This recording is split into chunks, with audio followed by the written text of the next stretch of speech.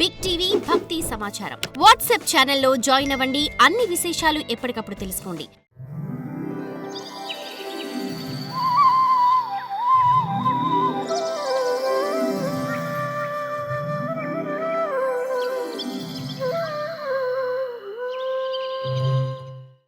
శ్రీకృష్ణుడు తన పనుల ద్వారా లోకాలకు ధర్మాన్ని ఉపదేశిస్తూ ఉండేవాడు. అందుకు ఇది ఒక ఉదాహరణ.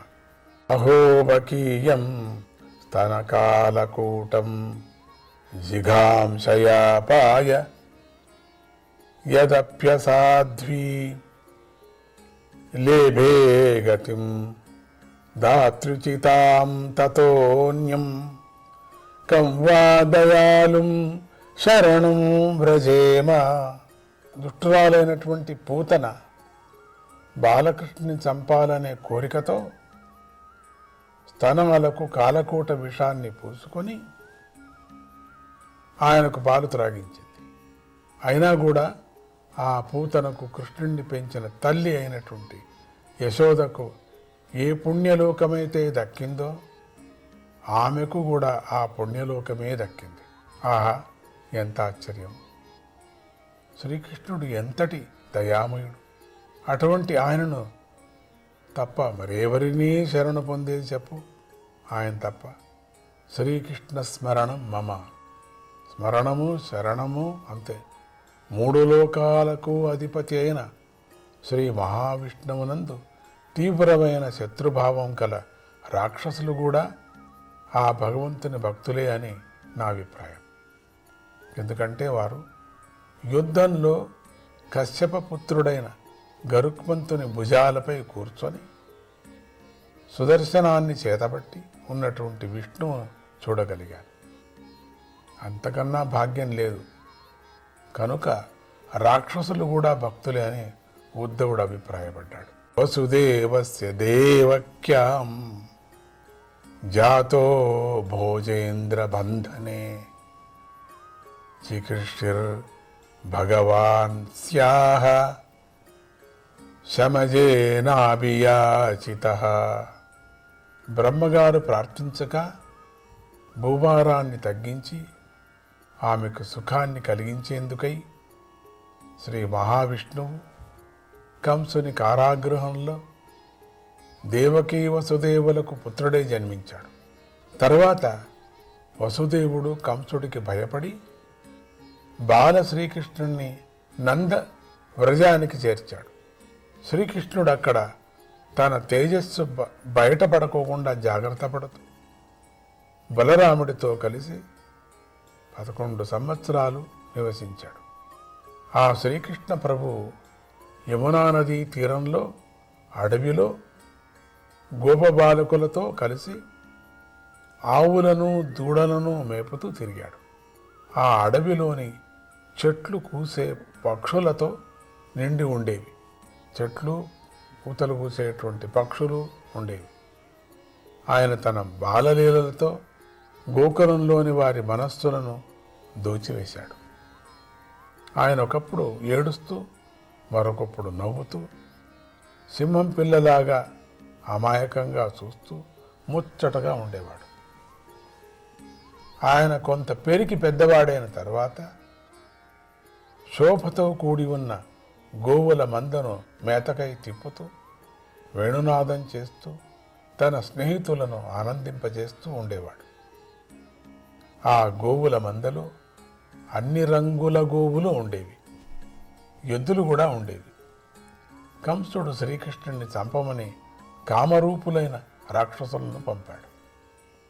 శ్రీకృష్ణుడు వారందరినీ చిన్నపిల్లలు ఆట వస్తువులను చెదరగొట్టినట్లుగా చెదరగొట్టి సంహరించాడు.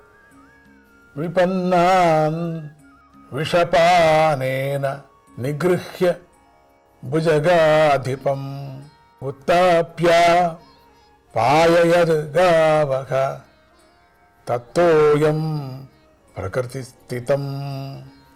తత్తోయం ప్రకృతిస్థితం. నాగరాజైన కాళీయుడు సరస్సులోని జలాన్ని విషమయం చేశాడు. ఆ జలాన్నంతా తాగి గోవులు గోపులు మరణించగా శ్రీకృష్ణుడు ఆ కాళీయుడిని దండించి చనిపోయిన వారిని బ్రతికించాడు. కాళీయుడిని ఆ సరస్సు నుండి వెళ్ళగొట్టాడు. అతడు వెళ్ళిపోగా ఆ సరస్సులోని నీరు స్వచ్ఛమైంది. గోపాలకులకు గోవులకు త్రాగేందుకు యోగ్యమైంది. అంతేకాక ప్రభువైన ఆ శ్రీకృష్ణుడు గొప్ప ధనాన్ని సరిగ్గా ఖర్చు చేయాలని సంకల్పించిన వాడై విద్వాంసుల సహాయంతో నందరాజు చేత గోపూజను చేయించాడు. ఇంద్రుడు కోపించి నందవ్రజాన్ని వర్షంతో ముంచెత్తాడు. దానితో నందవ్రజానికి గొప్ప ఆపద వచ్చి పడింది.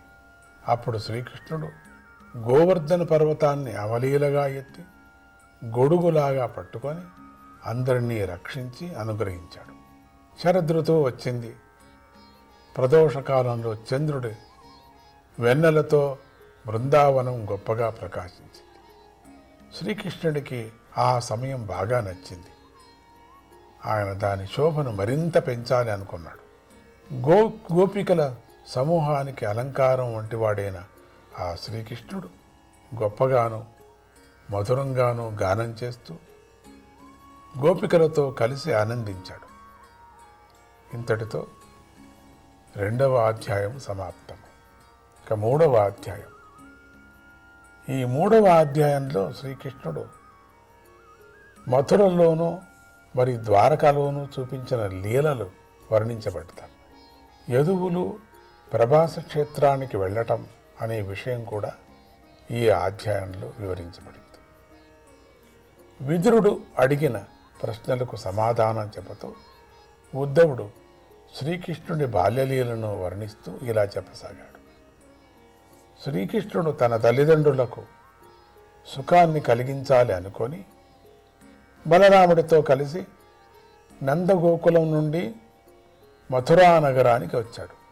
ఆయన అక్కడ తన శత్రువులకు నాయకుడైన కంసుడిని కొట్టి ఎత్తైన సింహాసనం నుండి క్రిందకు పడవేసి ఈడ్చి సమరించాడు. సాందీపనే సకృత్ ప్రోక్తం బ్రహ్మాధీత్య సవిస్తరం తస్మై ప్రాదాద్వరం పుత్రం మృతం పంచజనోదరాత్.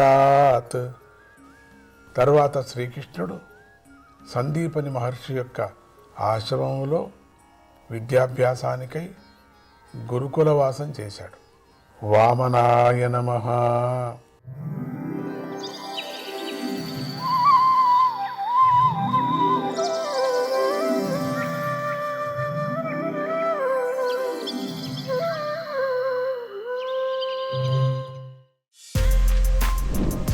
For more videos like this, subscribe Big TV channel.